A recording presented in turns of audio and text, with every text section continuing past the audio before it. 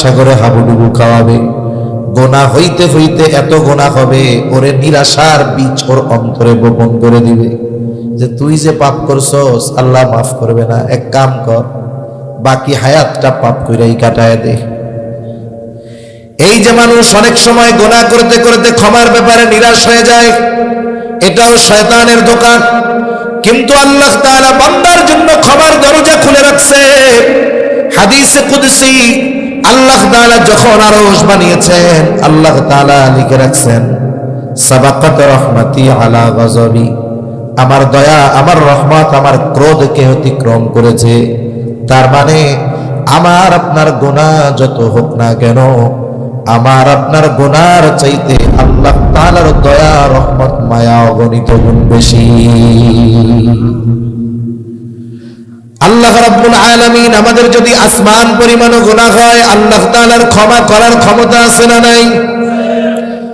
আল্লাহ তাআলা তো সেই রব, সেই মালিক যিনি 100 খুন করার পরেও একটা জানতে চাইল সবচাইতে বড় বিজ্ঞ ব্যক্তিকে।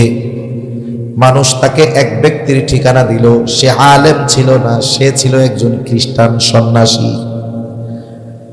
এইবার ওই ব্যক্তির কাছে গিয়া ওই 99 হত্যা করেছে ওই লোকটা গিয়া কয়, ও আল্লাহর বান্দা, আমি তো 99টা হত্যা করছি, আমাকে কি আল্লাহ মাফ করবে নাকি? ওই সন্ন্যাসী বলতেছে, কি কও, তোমার আল্লাহ মাফ করবে না? এইবার ওই লোকটা কয়, মাফ যেহেতু করবে না, তোরে হত্যা কইরা 100টা পুরায় ফেলি। এইবার দিছে ওরে আমার সাইজ কইরা, এবার পূর্ণ হইছে কত? 100। আবার কিছুদিন পর তার অন্তরের মধ্যে আবার অনুশোচনা জাগ্রত হইছে, না রে, আল্লাহর কাছে মাপ চাওয়া দরকার। মানুষদেরকে জিজ্ঞাসা করছে, আমার একজন বিজ্ঞ ব্যক্তির সন্ধান দাও। মানুষেরা একজন আলেমের খবর তাকে জানাইলো, যাও ওই ব্যক্তির পরামর্শ নাও, আশা করা যায় কোনো ভালো পরামর্শ পাইবা। এইবার লোকটা ওই আলেমের কাছে গেছে, গিয়া বলে, আমি 100 মানুষ হত্যা করেছি, এই পাপ আল্লাহ তাআলা মাফ করবে নাকি?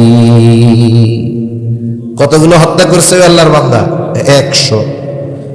কিছু ডাক্তার আছে না, দেখবেন ওই ডাক্তারের কাছে যদি কোনো জটিল রোগীও যায়, তার কথার কারণে ওই রোগী অর্ধেক সুস্থ হয়ে যায়, আছে না কিছু রোগ? এখন ওনার কাছে গেছে, কি কি অসুবিধা, এই কোনো ব্যাপারই না, কত রোগী আল্লাহ ভালো করে দিছে, আপনি এক কাজ করেন, টেস্টগুলো করেন, আর আমি ওষুধ দিব, নিয়ম মতো চলবেন, ইনশাল্লাহ আল্লাহ ভালো করে দিব। কে বলছে আপনার এত চিন্তিত হয়েছে? এই যে ডাক্তার বলছে, আসলে উনি অনেক জটিল রোগে রোগাক্রান্ত, কিন্তু ডাক্তারের কথায় ওনার মানসিক শক্তি, মনোবল বেড়ে গেছে। আবার কিছু ডাক্তার আছে, হইছে জ্বর, আল্লাহ আপনার করোনা হয়েছে না কি হয়েছে আল্লাহ জানে, করোনা হইলে তো মরার সম্ভাবনা আছে, মনে করেন কাম সারা, বেটার হইছে সর্দি জ্বর, এই ভয় দিয়ে এমন ভয় দিছে ও ডাক্তারের এই কথায় আদা মারা হয়ে যাবে। আছে না এরকম কিছু লোক? আলেমের কাছে যখন গিয়া বলছে, আমি 100 হত্যা করেছি, আল্লাহ তাআলা আমারে কি মাফ করবে নাকি, আমি তাওবা করতে চাই। আল্লাহর বান্দা বলে, অবশ্যই আল্লাহ তাআলা তোমারে মাফ করবে, তবে একটা কাজ করো, অমুক গ্রামে অনেক আবেদ আছে, তুমি ওই গ্রামে যাও, আল্লাহ তাআলার কাছে ক্ষমা চাও তাদের সাথে গিয়া। আল্লাহর বান্দা ক্ষমার আশায় তার এলাকা থেকে ওই গ্রামের দিকে রওনা দিল। পথিমধ্যে তার মৃত্যুর সময় হয়ে গেছে। হাদিসের মধ্যে আসছে, নেককার বান্দা যদি হয়, তার জান কবজ করার জন্য একদল ফেরেশতা আসে, আর যদি ব্যক্তি পাপাচারে লিপ্ত হয়, তার জান কবজ করার জন্য মৃত্যুর ফেরেশতা আর এক দলের আসে। এইবার ওই ব্যক্তির মৃত্যুর সময় হয়ে গেছে, 2 গ্রুপই আইসা হাজির। ইমানদার নেককার বান্দার রূহ কবজ করে যারা, তারাও হাজির, আর বদকারের জান কবজ করে যারা, তারাও হাজির। এখন 2 দল আইসা গ্যাঞ্জাম লাগাইয়া দিছে। এক দল কয় লোকটা আমাদের, আর এক দল বলে আমাদের। এখন সমাধান দিবে আল্লাহ। সমাধান দেওয়া হলো, আল্লাহ তাআলা বলেন, শোনো, ওই ব্যক্তি তো তাওবার নিয়তে তার এলাকা থেকে রওনা দিয়েছে, তাহলে তার অবস্থানটা মাপো। সে যদি তার এলাকা থেকে নেককারদের এলাকার কাছাকাছি হয়, তাহলে নেক বান্দাদের রূহ কবজ করার দায়িত্ব যাদের, তারা তার রূহ কবজ করবে, তার মানে সে নেককারদের অন্তর্ভুক্ত হবে। আর যদি রওনা দেওয়ার স্থান থেকে নেককারদের গ্রাম দূরে হয়, বলে তাহলে বদকার বান্দার জান যারা কবজ করে তারা এই ব্যক্তির রূহ কবজ করবে আর সে বদকারদের অন্তর্ভুক্ত হবে। এরপর থেকে কয়েক ধরনের বর্ণনা পাওয়া যায় যে লোকটা যখন পথিমধ্যে পড়ে গেছে মরণের সময়, সর্বশেষ অবস্থায় সে তার চলা থামায়া দেয় নাই, সে পা দিয়ে চলতে পারতেছে না, বুক দিয়ে ঘষে ঘষে কিছু দূর অতিক্রম করছে। এইবার জায়গা মাপা হলো, দেখা গেল ওই ব্যক্তি তার রওনা দেওয়ার এলাকা, তার এলাকা থেকে রওনা দিয়েছে একেবারে ওই আল্লাহর বান্দাদের গ্রামের দিকে। মাত্র 1 বিঘত বেশি অগ্রসর হওয়ার কারণে ওই ব্যক্তির রূহ, নেককার বান্দার রূহ যারা কবজ করে তারাই তার জান কবজ করেছে। তার মানে এই ব্যক্তি নেককার ব্যক্তিদের অন্তর্ভুক্ত হয়ে গেছে। আরেক বর্ণনায় আসছে যে আসলে সে বেশি দূর যাইতে পারে নাই, কিন্তু আল্লাহ নির্দেশ দিলেন জমিন মাপো, দেখো কোনটা হয়। আল্লাহ তাআলা এই বান্দা তো ক্ষমার আশায় রওনা দিছে, তার অন্তরের খবর আল্লাহ জানে। এইবার বাড়ি থেকে রওনা দিয়েছিল, অল্প রাস্তা আসছে, আল্লাহ এই রাস্তাটারে লম্বা বানায় দিছে আর নেককারদের গ্রামটা তার নিকটে আইনা দিছে। আর ওই ব্যক্তির রূহ, নেককার বান্দাদের রূহ যেই ফেরেশতারা কবজ করে তারা কবজ করেছে। তার মানে ওই ব্যক্তির তাওবা আল্লাহ কবুল করেছে, নেককারদের অন্তর্ভুক্ত সে হয়ে গেছে। এজন্য আল্লাহ তাআলা তো 100 হত্যা করছে এমন ব্যক্তিরাও আল্লাহ মাফ করে দিয়েছে। ওই রকম পাপী আমাদের সমাজে কম বেশি নাই বললে চলে। আর যা আছে 2-1টা, ওইগুলার কথা তো আর বলবো না। সম্প্রতি সময়ে কিছু ঘটনা শুনি, এমন একটা দেশ, অলিয়া উলিয়ার দেশ, 92% মুসলমানের দেশ, এমন এমন ঘটনা শুনি যেগুলো বলতেও নিজের কাছে লজ্জা লাগে।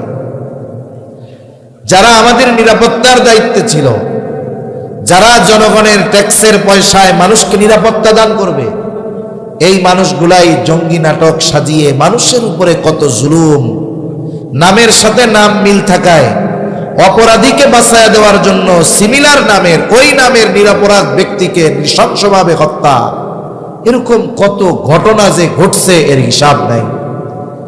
আল্লাহ তাআলা এই জালেমদেরকে দুনিয়া আখিরাত উভয় জাহানে প্রকৃত শাস্তি দান করেন বলি আমিন। মনে রাখতে হবে, এক জালেম গেছে, আমরা যেন নতুন করে আবার জালেম না হয়ে যাই। মনে রাখতে হবে প্রত্যেকটা জালেমের শেষ পরিণতি এক, টুডে অর টুমরো, আজ অথবা কাল। আল্লাহ তাআলা কোন জালেমকে ছেড়ে দেন না, সাময়িকভাবে ছাড় দেন, কিন্তু চূড়ান্তভাবে আল্লাহ তাআলা কোন জালেমকে ছাড় দেন না। এজন্য আমরা আল্লাহ তাআলার কাছে ক্ষমার ব্যাপারে নিরাশ হব না। এজন্যই তো আল্লাহ তাআলা বলেন, ইয়া ইবাদিয়াল্লাযীনা আসরাফু আলা আনফুসিহিম লা তাকনাতু মির রাহমাতিল্লাহ ইন্নাল্লাহা ইয়াগফিরুয যুনুবা জামিআ ইন্নাহু হুয়াল গফুরুর রহিম। আল্লাহ রাব্বুল আলামিন যেই সমস্ত মানুষেরা পাপ করতে করতে নিজের নফসের উপরে অবিচার করে ফেলেছে, চিন্তা করতেছে আমারে মনে হয় আল্লাহর মাফ করবে না, আল্লাহ তাআলা এই পাপী বান্দাদেরকে পাপী বলে সম্বোধন করেন নাই। এই পাপী বান্দাকেও আল্লাহ তাআলা সম্বোধন করতেছে ইয়া ইবাদি, হে আমার বান্দা। কিছু শব্দ আছে এর শুধু তর্জমা বলার দ্বারা এই শব্দের গভীরতা বোঝানো যায় না। ইয়া ইবাদি, এই শব্দের মধ্যে কত মায়া, কত দয়া, বান্দার প্রতি আল্লাহ তাআলার কত ভালোবাসা, কত মহব্বত, এটা বাংলা অনুবাদের মাধ্যমে বোঝানো যায় না। কত আবেগ দরদ নিয়ে আল্লাহ তাআলা বলেন ইয়া ইবাদি, হে আমার বান্দা। আল্লাযীনা আসরাফু আলা আনফুসিহিম, তোমরা যারা নিজের উপরে নিজেরা নফসের উপরে বাড়াবাড়ি করে ফেলছো, পাপের সমুদ্রে হাবুডুবু খাইতেছো, মনে করতেছো তোমার আল্লাহ মনে হয় তোমারে মাফ করতে পারবে না, ক্ষমার ব্যাপারে তুমি নিরাশ হয়ে গেছো, আল্লাহ তাআলা বলে বান্দা শুনে নাও, লা তাকনাতু মির রাহমাতিল্লাহ, তোমরা আল্লাহর রহমতের ব্যাপারে নিরাশ হও না। কারণ পাপ যত হোক ক্ষমা করার ক্ষমতা আল্লাহ তাআলার আছে। যদি কেউ এই কথা বিশ্বাস করে মেনে নেয় যে আমার পাপ আল্লাহ তাআলার ক্ষমা করার মতো ক্ষমতা নাই, সে অবশ্যই আল্লাহ তাআলাকে ক্ষমার ব্যাপারে অক্ষম মনে করে। আল্লাহ তাআলা সব গুনাহ মাফ করতে পারে। এজন্য আল্লাহ তাআলা বলেন, ইন্নাল্লাহা ইয়াগফিরুয যুনুবা জামিআ। তুমি নিরাশ হও না, বরং আল্লাহ তাআলার কাছে তোমার পাপের ব্যাপারে ক্ষমা চাও, একনিষ্ঠভাবে তওবা করো, গুনাহ থেকে ফিরে আসো, ওই পাপ কাজ বন্ধ করো। আল্লাহ তাআলা তোমার সব গুনাহগুলো মাফ করে দিবে। শুধু তাই না, আল্লাহ রাব্বুল আলামিন জানায় দেন, কোন পাপী যদি পাপ করার পরে খালেস ভাবে তওবা করে, নেক আমল অব্যাহত রাখে, আল্লাহ তাআলা তার অতীতের পাপগুলোকেও নেকের দ্বারা বদল করে দেয়। এজন্য আল্লাহর ব্যাপারে, আল্লাহর ক্ষমার ব্যাপারে নিরাশ হওয়ার কোনো সুযোগ নাই। নবীজি সাল্লাল্লাহু আলাইহি ওয়াসাল্লাম এই জন্য সাহাবায়ে কেরামকে বারবার আশার ঘটনা শুনাইতেন। রাসূলুল্লাহ সাল্লাল্লাহু আলাইহি ওয়াসাল্লাম সাহাবায়ে কেরামকে বনি ইসরাইলের এক জালেমের ঘটনা শুনাইছেন, পাপী জালেম। আব্দুল্লাহ ইবনে ওমর রাদিয়াল্লাহু তাআলা আনহু বলেন, নবীজি ওই বনি ইসরাইলের ওই জালেমের ঘটনা একবার দুইবার নয়, বারবার নবীজি আমাদের শোনায়েছেন। নবীজি বলেন, বনি ইসরাইলে এক জালেম ছিল, পাপী জালেম, তার নাম ছিল কিফিল।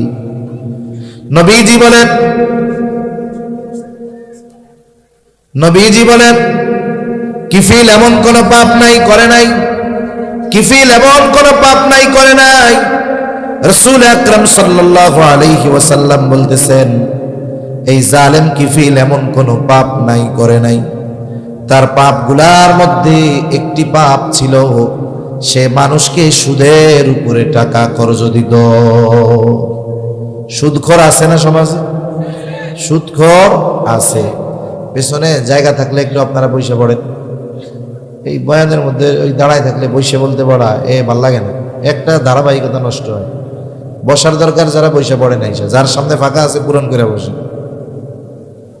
একটু কথা না শুনতে শুনতে আগায় আগায় বসে, কথাও বলতে থাকি, আপনারাও নিশ্চুপভাবে কথা শুনেন আর আগায় বসেন, পিছনে ধরার জন্য বসতে পারে। যারা দাঁড়ায় আছেন একটু কষ্ট করে বসে পড়েন।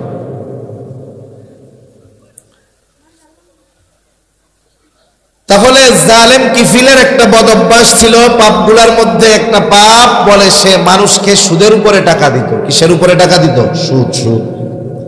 অনেক জায়গায় আমরা সফরে যাইতে বলে, হুজুর একটু সুদের ওয়াজ করেন। কেন, কি হয়েছে? কয় হুজুর সুদ অন্য জায়গায় একরকম, আমাদের এখানে আর এক রকম। কেমনে? কয় কেউ ব্যাংকের থেকে সুদ খায় না, সব হোমমেড সুদখোরদের কাছ থেকে সুদ নেয়। হোমমেড সুদখোর মানে এটা আবার কেমন? কয় ওরা ব্যাংকের থেকে 10 লাখ তুলে আনে, মনে করেন 10% সুদ দেয় ব্যাংকে। সাধারণ মানুষ আইডি, কাগজ, গ্রান্টার এইসব দিয়ে সুদ উঠাবে কোত্থেকে? ওরা চিন্তা করে ওর কাছ থেকে, ঘরের থেকে নিয়ে আসে। ও আবার পাবলিকের কাছে সুদ দেয় 20%-এ। তার মানে চিন্তা করছেন, ও ব্যাংকের কাছ থেকে আনো 10 লাখ, ব্যাংকে দিবে 10%, আর ও ব্যাংক থেকে যে টাকা আনছে ওইটা পাবলিকের সুদে দিয়া ওইটা আনবে 20%, মধ্যে থেকে 10% লাভ করবে। আবার কতজন এটারে ব্যবসা বলে। আরে মিয়া, সুদকে আল্লাহ হারাম করেছেন। কেউ যদি এটাকে ব্যবসা বলে মনে করে সে বেঈমান, কোনো সন্দেহ নেই। সুদ হারাম করেছে আল্লাহ, আর ব্যবসাকে হালাল করেছে আল্লাহ। আর সুদকে সে বলতেছে ব্যবসা, মানে এটাকে সে হালাল বলতেছে। আল্লাহ যেটাকে হারাম বলেছে সেটাকে যদি কেউ হালাল বলে সে যে বেঈমান, কোনো সন্দেহ আছে? কোনো সন্দেহ নেই। মনে রাখবেন, সুদ কবিরা গুনাহ। অন্যান্য অনেক গুনাহ আছে কবিরা গুনাহ, কিন্তু সুদের কবিরা গুনাহ আর অন্যান্য পাপের কবিরা গুনাহ এক না। একজন যদি শুকরের গোশত খায়, এটা তার শুকরের গোশত খাওয়ার গুনাহ হইল। কিন্তু একজন যদি 1 দিরহাম সুদ খায়, তার মায়ের সাথে জিনা করার সমপরিমাণ গুনাহ হয়। এখন যদি ওই সুদখোরকে ওই অপরাধ করতে বলেন, ও করবে না, বরং যে বলবে তারে মেরে ফেলবে। অথচ দেখুন সুদ খাওয়ার মাধ্যমে সে মায়ের সাথে জেনা করার মতো গুনাহ করতেছে। এই বলেন তো, যেই লোকটার মস্তিষ্ক সুস্থ আছে সে কখনো ওই ধরনের পাপের কথা চিন্তা করতে পারে নাকি? আর সুদখোর তো ওই মানের পাপ সুদ খাওয়ার মাধ্যমে করে, তার মানে সুদখোরের মস্তিষ্ক ঠিক নাই। এজন্য কিয়ামতের দিন সুদখোর টালমাটাল অবস্থায় উঠবে, হাসরবাসী দেখে বুঝতে পারবে যে এই লোকটা দুনিয়াতে সুদখোর ছিল। আল্লাহ আমাদের সুদের পাপ থেকে হেফাজত করুক, বলি আমিন। জালেম কিফিল মানুষকে সুদের উপরে টাকা দিত। একজন বিধবা দরিদ্র সুন্দরী মহিলা জালেম কিফিলের কাছে গেছে বিপদে পড়ে কিছু টাকার জন্য। কিফিল রেগিয়া বলে, কিফিল বিপদে পড়েছি, আমারে কিছু টাকা ধার দাও। যারা সুদে টাকা দেয় এরা মানুষ বিপদে পড়লে কখনো টাকা খরচ দিবে না, কারণ আল্লাহ তাআলা সুদখোরের হৃদয়টাকে কঠোর বানায় দেয়। সুদখোরের ভাষার মিষ্টতা আল্লাহ কেড়ে নেয়, আর সুদখোরের চেহারা থেকে আল্লাহ তাআলা ঈমানের নূর ছিনায়া নিয়ে যায়। এজন্য সুদখোর যত সুন্দর হোক না কেন, একটু খেয়াল দিয়ে তাকায় দেখবেন ওর চেহারার মধ্যে হিংস্রতা ভরা, ওর চেহারার মধ্যে কোনো মায়া মমতা দরদ নেই। কিন্তু অনেক কালো মানুষ আছে, তার চেহারার দিকে খেয়াল করে তাকাইলে দেখা যাবে লোকটা কালো ঠিক, কিন্তু তার চেহারার মধ্যে ইমানি আভা, ইমানি নূর কেমন যেন চমকাইতেছে। আছে না ভাই? কিফিল বলে, আমি কাউরে সুদে ছাড়া টাকা ধার দেই না। সকল পাবে অভ্যস্ত কিফিল মহিলার দিকে তাকায় দেখে চেহারা সুন্দর, বলে, মহিলা যদি সুদের লাভ না দিতে পারো তাইলে আমার সাথে গোপনে লিপ্ত হওয়ার ওয়াদা দাও। যদি তুমি এই শর্তে রাজি হও তাইলে তোমারে আমি কিছু টাকা কর্জ দিতে পারি। হাদিসের মধ্যে আসছে, কাদাল ফাকিরু আইয়াকুনা কুফরা, দরিদ্রতা মানুষকে কুফরি পর্যন্ত পৌঁছায় দেয়। আমাদের দেশেও অনেক মানুষ অনেক অঞ্চলে